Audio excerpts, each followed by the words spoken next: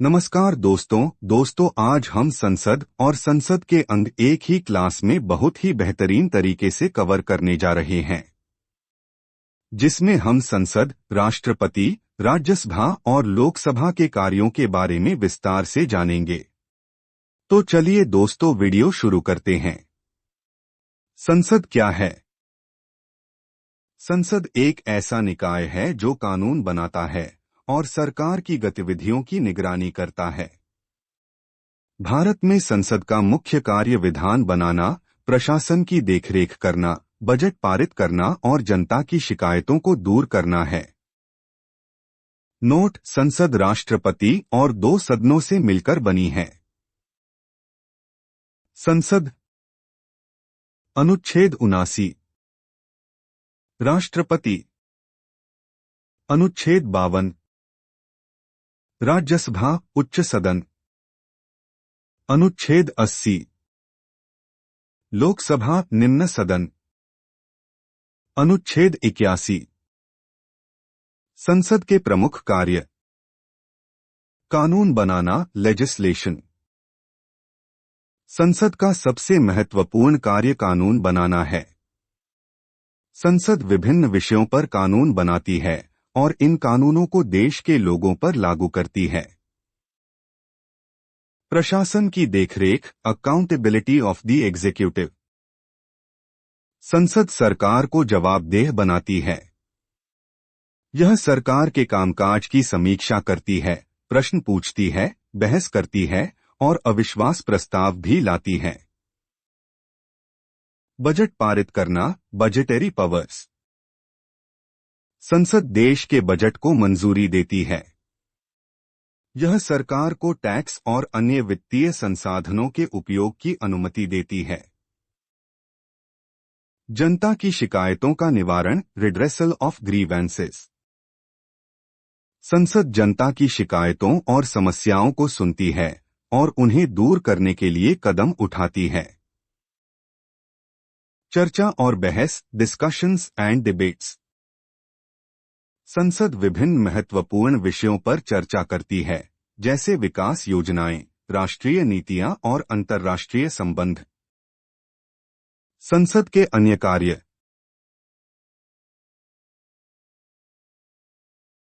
संविधान में संशोधन। संसद संविधान में संशोधन कर सकती है।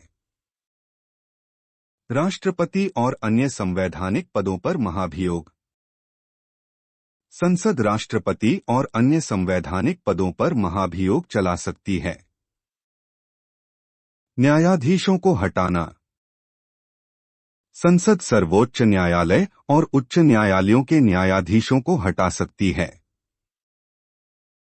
चुनाव में भाग लेना। संसद राष्ट्रपति और उपराष्ट्रपति के चुनाव में भाग लेती है।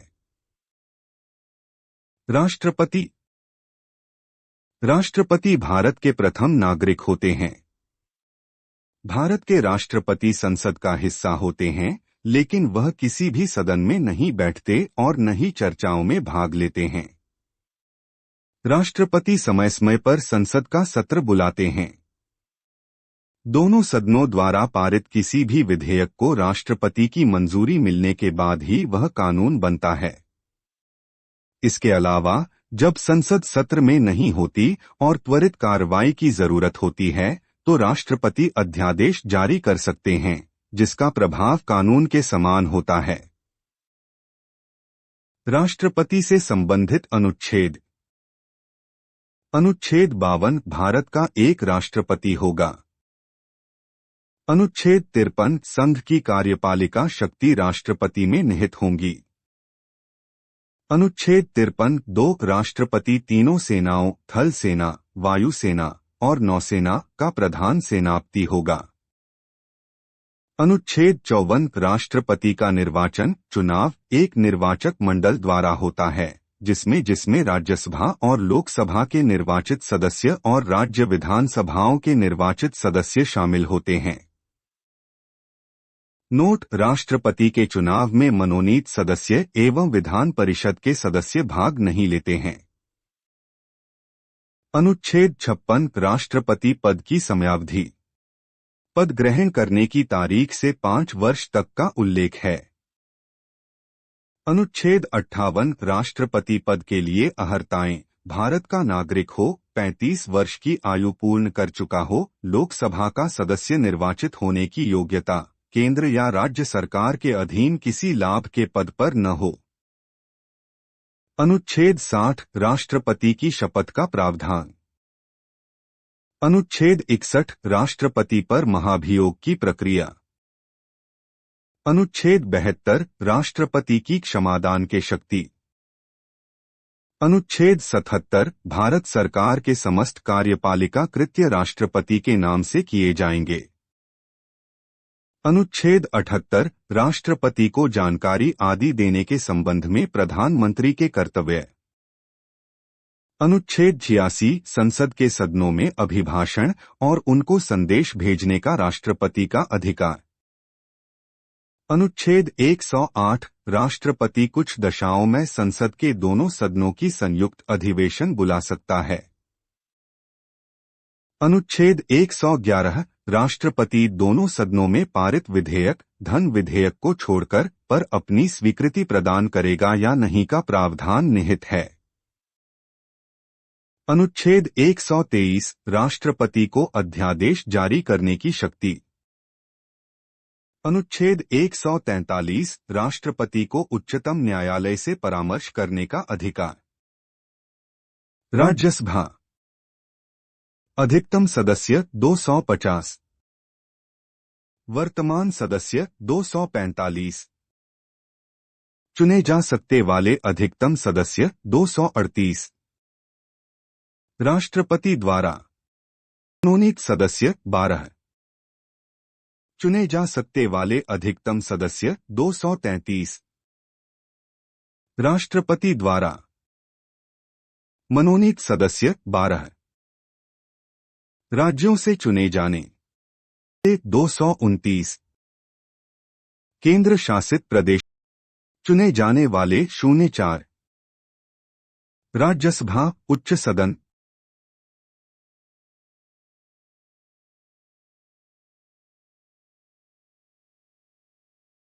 संसद के उच्च सदन को राज्यसभा कहते हैं। राज्यसभा राज्यों की परिषद है और यह अप्रत्यक्ष रूप से जनता का प्रतिनिधित्व करती है। इसके सदस्य राज्य विधानसभाओं के चुने हुए सदस्यों द्वारा चुने जाते हैं। प्रत्येक राज्य के प्रतिनिधियों की संख्या उसकी जनसंख्या पर आधारित होती है। राज्यसभा में अधिकतम 250 सदस्य हो सकते हैं, जिनमें से 12 राष्ट्रपति द्वारा मनोनीत किए जाते हैं और 238 सदस्य राज्यों और केंद्र शासित प्रदेशों से चुने जाते हैं।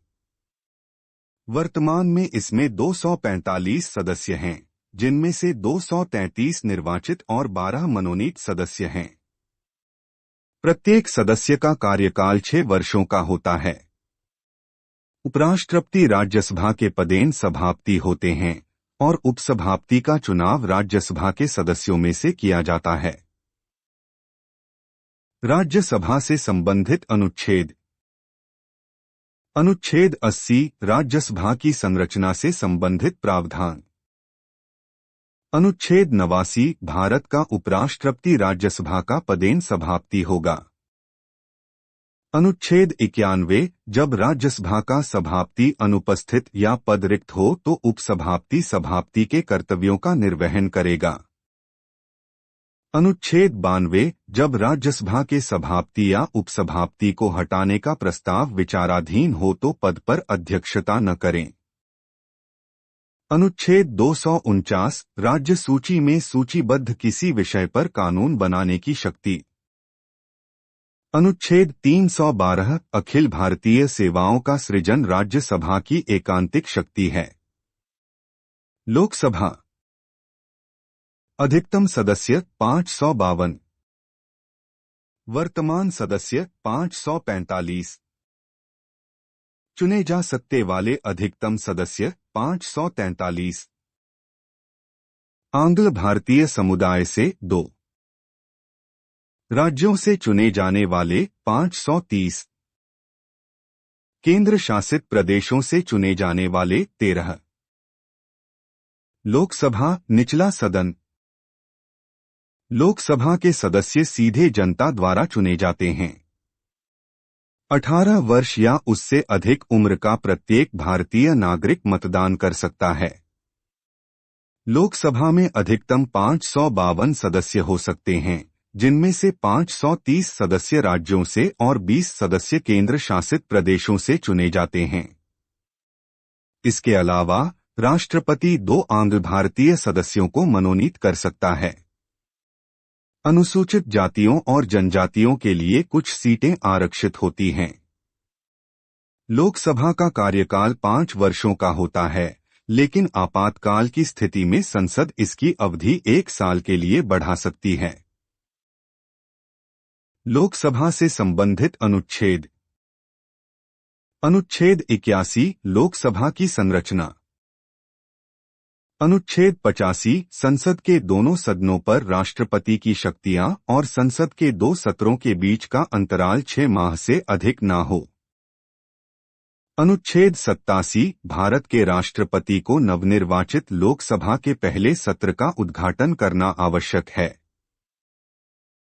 अनुच्छेद 93 लोकसभा यथाशीघ्र अपने 2 सदस्यों को अध्यक्ष और उपाध्यक्ष चुनेगी। अनुच्छेद 94 ख लोकसभा का अध्यक्ष अपना त्याग पत्र उपाध्यक्ष को और उपाध्यक्ष अपना त्याग पत्र अध्यक्ष को सौंपता है।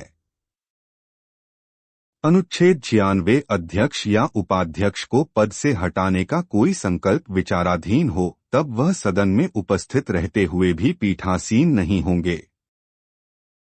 अनुच्छेद 108 राष्ट्रपति द्वारा संसद की संयुक्त बैठक।